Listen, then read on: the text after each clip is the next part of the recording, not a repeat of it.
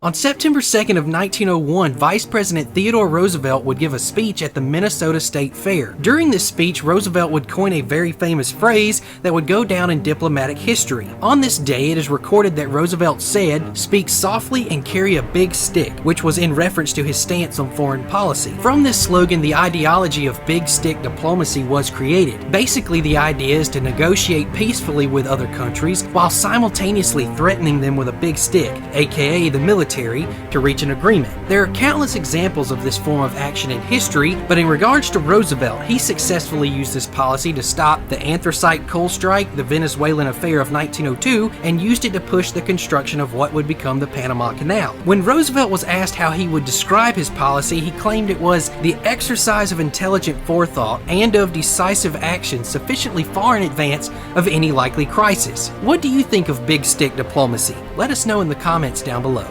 On September 2nd of 1901, Vice President Hey, Shalom. I'd like to start out by giving all glory, praise, and honor to Yahweh Bahasham, Yahweh Shai, Bahasham Rakak Wadash.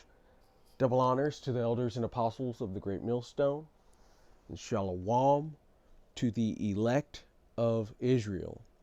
This is Tamayim in Atlanta, and the other day I did a lesson on with using Team America World Police to show that America is in fact the hammer of the earth, Babylon the Great.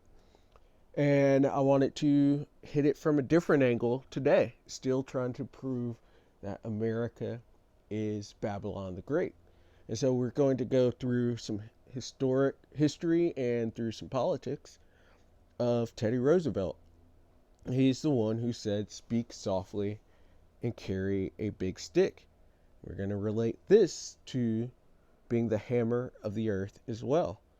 And so I've got this pulled up from the history.state.gov website, and it says the Roosevelt corollary to the Monroe Doctrine, in which the Monroe Doctrine was basically stating that America will handle things that are in the Western Hemisphere. But getting into it, it says President Theodore Roosevelt's assertive approach to Latin America and the Caribbean has often been characterized as the big stick, and his policy came to be known as the Roosevelt corollary to the Monroe Doctrine, in which, let's look up that word, corollary. Oops. So corollary from the Etymon Online, a proposition. Over 40 million people choose Kroger brand products, making them a true crowd pleaser. And we guarantee you'll love the quality or your money back. So join in and...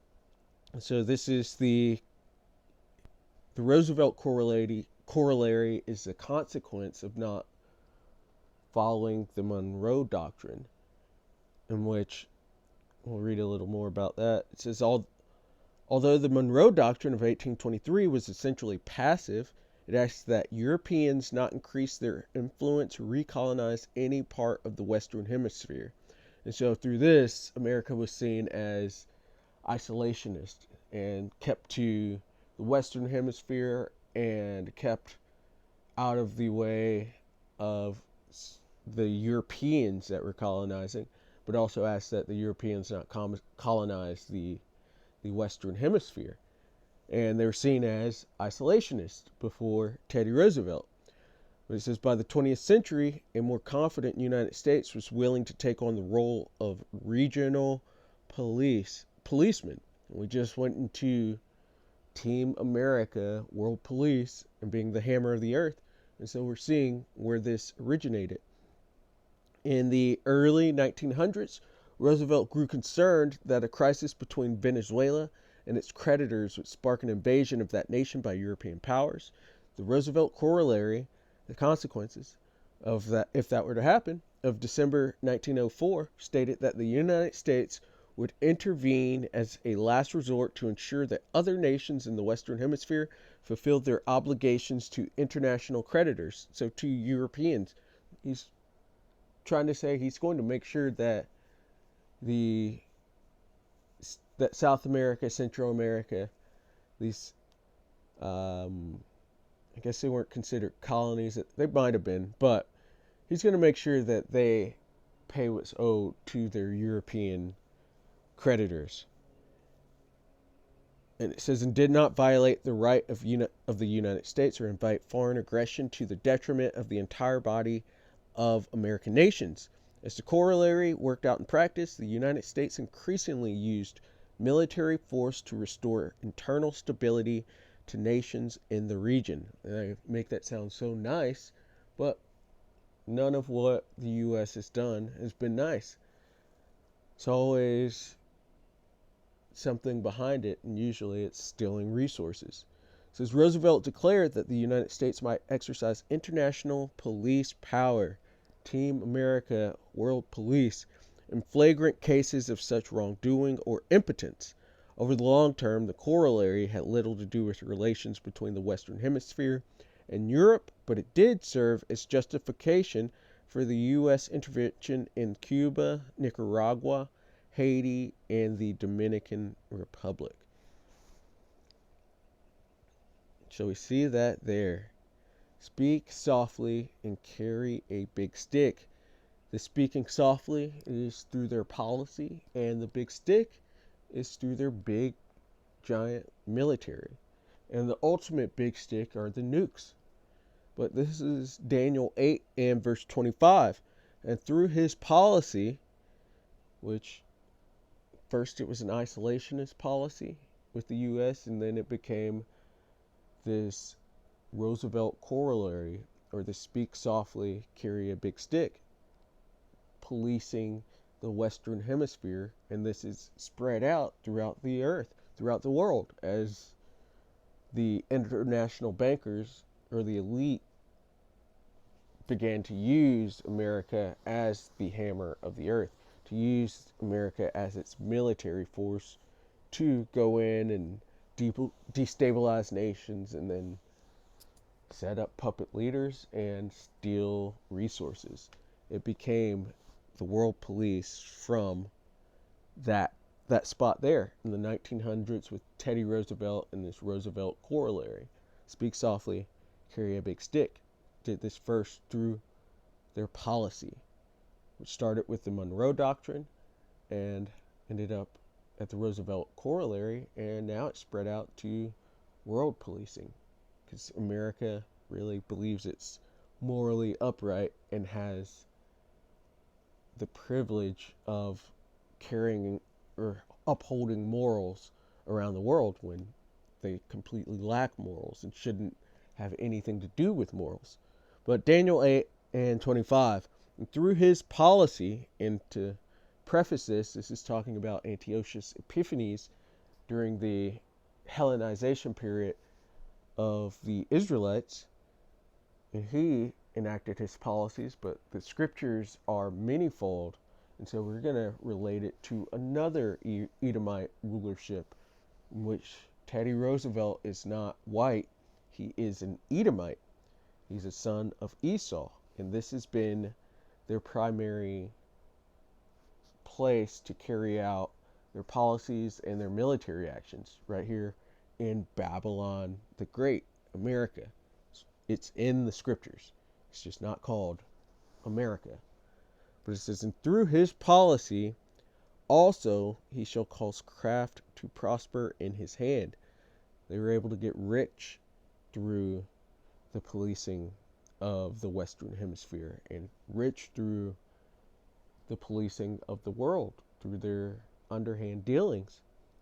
And he shall magnify himself in his heart, so that's made them grow both monetarily and in pride, and by peace shall destroy many, because they always come in like it's upholding peace. They even kind of had it in that article we just read, like they're coming in to uphold peace and stability, but it never works out that way, because these are the Edomites. These are the wicked of the scriptures, and the wicked of the scriptures, the Edomites, will be running Babylon the Great in the last days, which is America. says, he shall also stand up against the prince of princes. And this is why they have a space force, because they plan to fight Yahushua when he returns. But he shall be broken without hand, because it's going to be light work for Yahushua to put down these Edomites.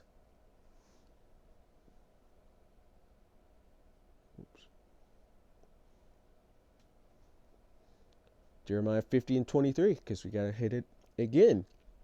How is the hammer of the whole earth cut asunder and broken? And Teddy Roosevelt said, speak softly, but carry a big stick. With a stick, you mash and smash stuff, and you do the same with a hammer. You mash and you smash. It's the military. How is the hammer of the whole earth cut asunder and broken? How has Babylon become a desolation among the nations? And which other nation could you say has been used as a hammer, as a big stick to the other nations?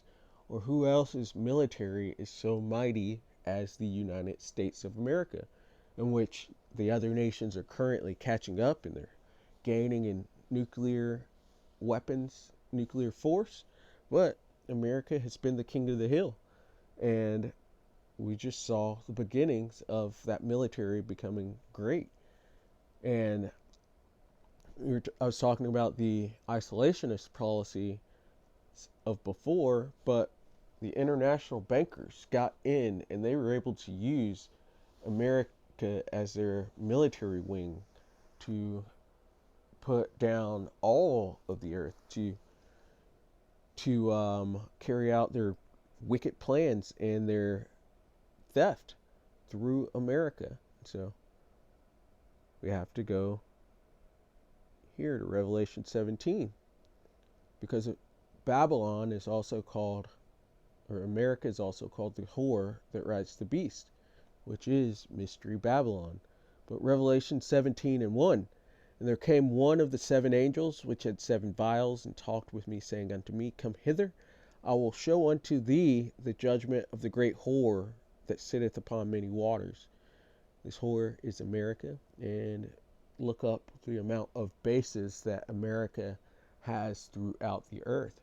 That's the sitting on many waters. And it'll tell you down here that these waters, in verse 15, and he saith unto me, the waters which thou sawest, where the whore sitteth, are peoples and multitudes and nations and tongues. So these are the different places around the earth where America doesn't belong, that it's actually sitting and controlling these people. It's foreign occupation, these bases that are all throughout the earth. I think last time I checked, there's like something like 700 or 800 American bases around the earth, not in America. Verse 2, with whom the kings of the earth have committed fornication, and the inhabitants of the earth have been made drunk with the wine of her fornication.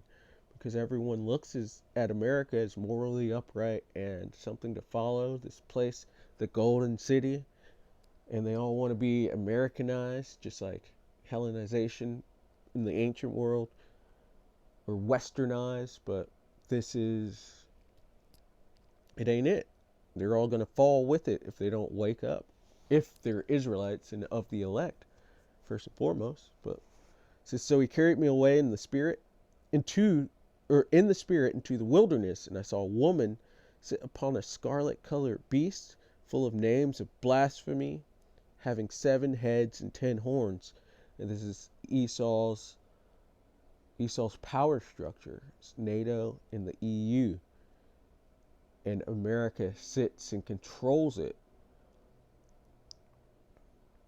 And the woman, and the 7 heads being from the Greeks to the Romans to Germania Minor and Major, Spain, France, Britain. 7 heads. Esau's power structure throughout time. 10 horns going to the vassal states. And the woman was arrayed in purple and scarlet color, and decked with gold and precious stones and pearls. So she was looking good. She's that golden cup in the hand of the Lord, as it says in I believe that's Isaiah 47. having a golden cup in her hand full of abominations and filthiness of her fornication. Because you look at America on the outside and it's all glitz and glamour, but on the inside it's disgusting. It is death. All the policies and ways of this place are anti-life and are disgusting. You look at these different predator rings that are here. You look at the alphabet lifestyles. You look at the feminism. You look at the witchcraft and enchantments that are here. You look at the infrastructure, which is collapsing completely, and you look at the money as well, which is collapsing. This place is full of this, and they push these policies and ways around the earth, but it's all leading to collapse and death for all of the other nations as well as America. So these nations are going to be angry at America when they finally wake up. And it says, and upon her forehead was a name written, Mystery Babylon the Great, the mother of harlots and abominations of the earth. And it's going to be burned up for all of that, which Mystery Babylon. This America is Mystery Babylon the Great.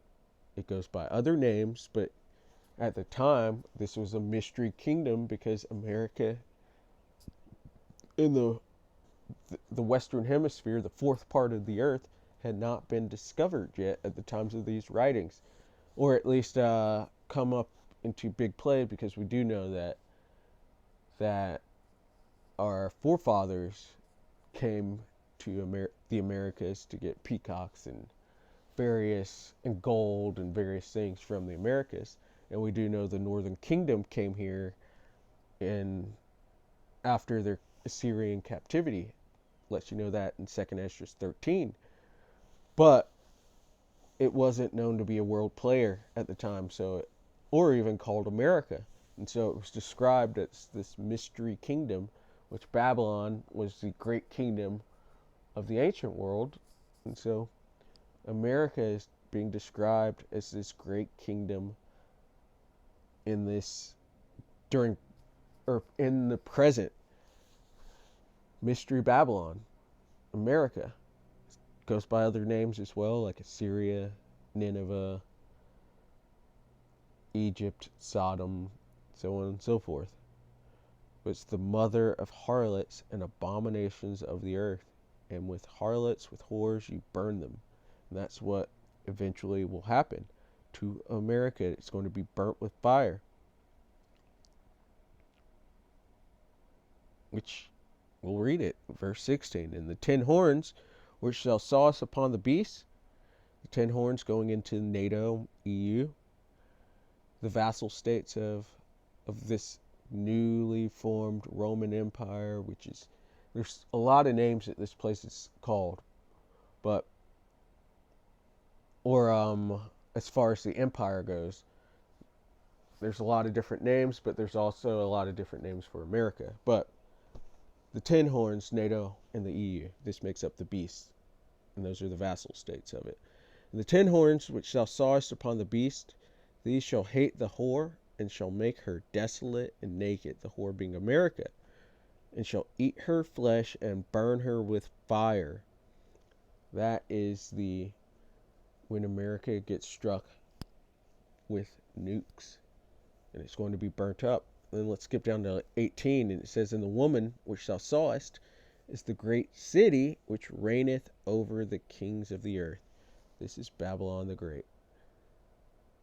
Let's finish it up here at Isaiah 14 and verse 5.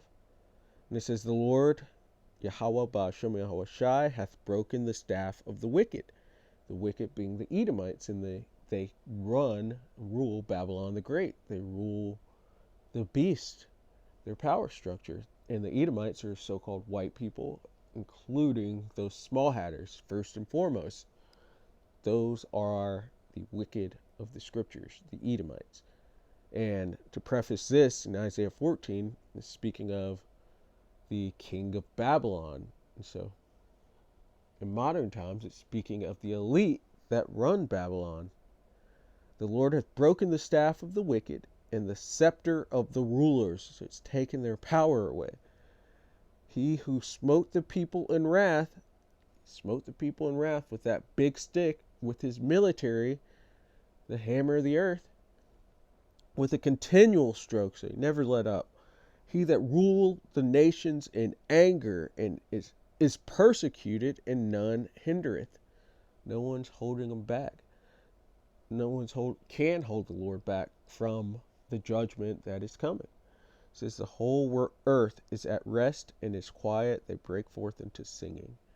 Because once America is taken down, and the beast is taken down, and the Edomites are taken out of power through Yahushua, the earth will be at peace. So never be war again. That's the way you know that those small hats in the land are not the people, because there's still war.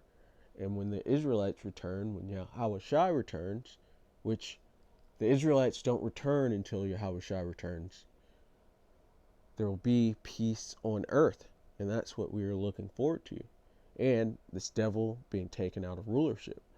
And so, Lord willing, that was edifying. America is Babylon the Great, and it uses its policies and its big stick, its hammer, to enforce its policies around the earth.